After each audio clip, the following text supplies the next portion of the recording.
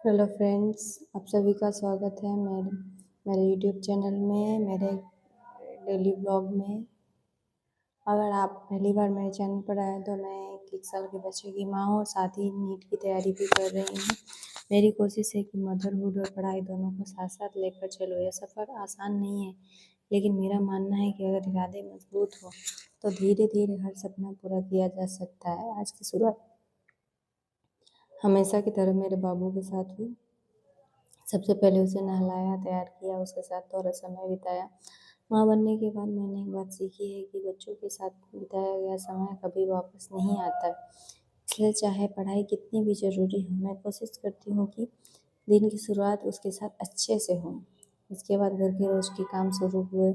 सुबह का समय मेरे लिए सबसे ज़्यादा बिजी होता है। कभी सफाई, कभी ये, कभी वो, कभी छोटा छोटा काम रहता ही है। ऐसा कई बार ऐसा लगता है कि वो सारी एनर्जी पढ़ाई करने से पहले ही ख़त्म हो जाती है, लेकिन मैं खुद को याद दिलाती हूँ कि अगर मैं हार मान लूँ तो मेरा सपना भी यहीं रुक जाएगा। आखिरकार सारे काम पूरे हुए और मुझे आज का पहला स्टडी स्लॉट मिला।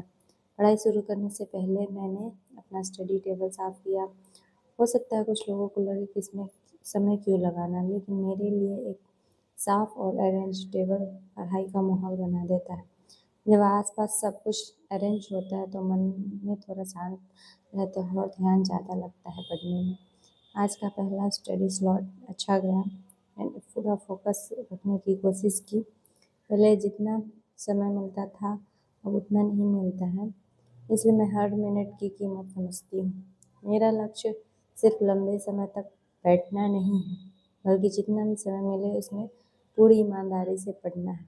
इसी बीच बाबू अपनी नानी या मौसी के साथ बाहर खेल रहा था।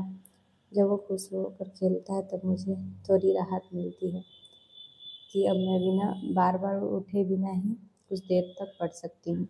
हर माँ शायद इस एहसास को समझ सकती है। अब शुरू हुआ मेरा दूसरा स्टडी स्लॉट। इसमें मैंने बायोलॉजी के शॉर्ट नोट्स तैयार किए। मुझे लगता है कि मैंने अपने हाथों से नोट्स बनाने से रिविज़न काफ़ी आसान हो जाता है। खासकर नीट जैसी परीक्षा में बार बार रिवीजन ही सबसे बड़ा हथियार होता है। पढ़ाई करते समय भी मेरा पूरा ध्यान सिर्फ किताबों में नहीं होता।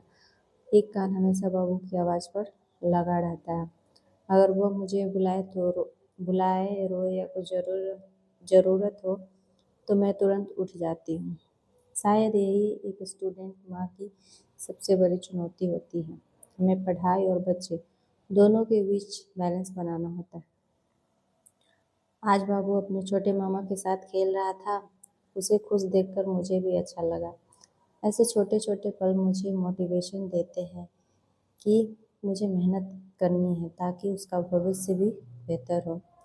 थोड़ी देर बाद उसने बाहर से एक छोटी सी बकरी पकड़ ली। उसकी खुशी देखने लायक थी। कभी वो उसको पकड़ता, कभी उसके पीछे भागता, कभी डरकर मेरे पास आ जाता। बच्चों की दुनिया कितनी अलग होती है। छोटी छोटी चीज़ों में भी उन्हें इतनी खुशी मिल जाती है। उसे देखकर मेरी सारी थकान कम हो गई। लेकिन बच्चों का मूड कब बदल जाए या कोई नहीं जानता। थोड़ी देर बाद वो बकरी को देखने के लिए बार बार रुक रहा था। कभी भाग रहा था और मैं बार बार उसे पकड़ रही थी ताकि उसे चोट न लगे। एक माँ की नज़र हमेशा अपने बच्चे पर ही रहती है। फिर थोड़ी देर बाद वह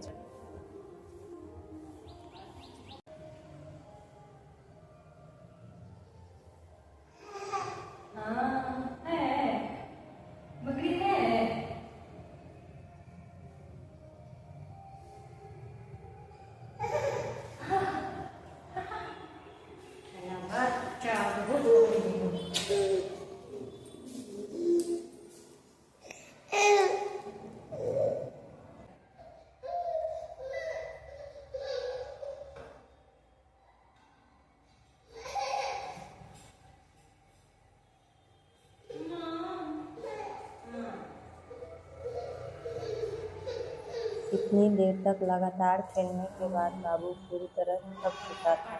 पहले तो वो इधर उधर खेल रहा था, लेकिन धीरे धीरे उसकी आंखों में नींद साफ दिखाई देने लगी। जब छोटे बच्चे ज़्यादा थक जाते हैं तो वे अपनी थकान बता नहीं पाते हैं। कभी बिना वजह चिड़चिड़े हो जाते हैं, कभी रोने लगते हैं और कभी बस गोद में आने की जिद करने लगते हैं। आज बाबू का आज बाबू का भी बिल्कुल यही हाल था। वो बार बार मेरे पास आ रहा था और बस गोद में रहना चाहता था। ऐसे समय में मुझे लगता है कि किताबें और पढ़ाई थोड़ी देर इंतज़ार कर सकती है, लेकिन बच्चे का बचपन नहीं। इसलिए मैंने सारी चीज़ें एक तरफ रखी और उसे अपनी गोद में उठा लिया। मैं उसे धीरे धीरे लेकर घर में टहल रही थी। उसे थपकी देती रही ताकि उसे सुकून महसूस हो। कुछ ही देर में उसका रोना कम हो गया। फिर मैंने हमेशा की तरह उसे कृष्ण मंत्र सुनाना शुरू किया। पता नहीं क्यों, लेकिन इस मंत्र को सुनते ही वह अक्सर बहुत शांत हो जाता है। शायद मेरी आवाज़, मेरी गोद और मंत्र तीनों मिलकर उसे एक सुरक्षित एहसास देते हैं। कुछ ही मिनटों में उसकी पलकों ने हार मान ली और वह गहरी नींद में सो गया। सच कहूँ तो एक माँ के लिए अपने बच्चे को चैन से सोते हुए देखना दिन के सबसे सुकून भरे पलों में एक होता है। उस समय सारी थकान जैसे अपने आप में कम हो जाती है। उसके सो जाने के बाद मैंने धीरे धीरे उसकी पाउडर से मालिश की। अभी हमारे यहाँ गर्मी बहुत ज़्यादा है, इसलिए इन दिनों मैं तेल की मालिश नहीं कर रही हूँ। पाउडर से हल्के हाथों से मालिश करने पर उसे आराम भी मिलता है और उसे ज़्यादा गर्मी भी महसूस नहीं होती है। मौसम के हिसाब से बच्चों की देखभाल में छोटे छोटे बदलाव लाना भी ज़रूरी होता है।